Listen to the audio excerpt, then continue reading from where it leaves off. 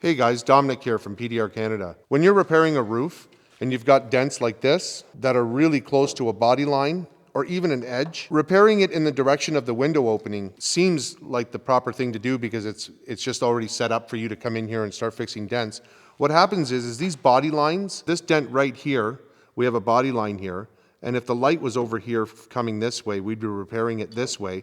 This little body line has an upwards hill here that can create some blocking of your view when coming to finish this dent. So when you repair this dent in this general direction, you're always going to end up with cornrows and wiggles. If you have your light on this angle, facing this way, and attack this, you won't have this roadblock. And this dent down here is a lot lower on the panel and this a lot higher. So when you scan the panel across here to get all these little tiny lows, you can't get far enough down to see the lows. It may look like you're doing a great repair when the light's facing this way, but when you put a light this way, you're going to have cornrows. So I highly recommend fixing both of these dents when they're near body lines on this angle, this direction. You're going to end up with very little cross-checking, almost perfect results first try. Give it a try, guys, and see how that works for you.